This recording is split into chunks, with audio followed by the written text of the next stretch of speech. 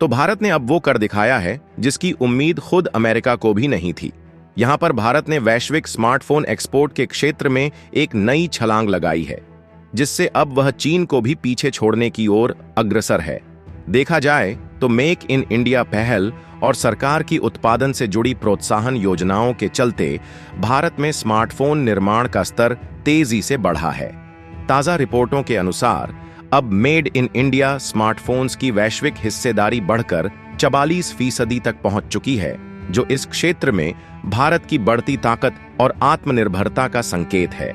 दरअसल हाल ही में भारत ने एक बड़ी उपलब्धि हासिल करते हुए अमेरिका को स्मार्टफोन एक्सपोर्ट करने में चीन को पीछे छोड़ दिया है, और यह कोई छोटी बात नहीं है, बल्कि शोध फर्म कैनालिस की ताजा रिपोर्ट बताती है कि मेक इन इंडिया अभियान और उत्पादन से जुड़ी प्रोत्साहन योजनाओं ने देश के इलेक्ट्रॉनिक्स सेक्टर को जबरदस्त रफ्तार दी है।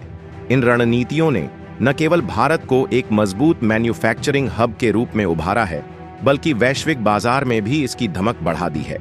और अब भारत सिर्फ उपभोक्ता नहीं, बल्कि वैश्विक टेक्नोलॉजी सप्लाई चेन का एक अहम हिस्सा बनता जा रहा है, जहां कैनालिस की रिपोर्ट के मुताबिक 2025 के अप्रैल से जून के बीच भारत ने अमेरिका को स्मार्टफोन एक्सपोर्ट के मामले में चीन को पछाड़ दिया है। और यह बदलाव चौंकाने वाला ही नहीं, बल्कि भारत की विनिर्माण शक्ति का ठोस सबूत भी है। इस दौरान अमेरिका को भेजे गए स्मार्टफोन्स में मेड इन इंडिया डिवाइसेस की हिस्सेदारी 44% तक पहुंच गई, जो पिछले साल इसी तिमाही में सिर्फ 13% थी। वहीं दूसरी ओर चीन की हिस्सेदारी तेजी से गिरकर 61% से घटकर महज 25% रह गई।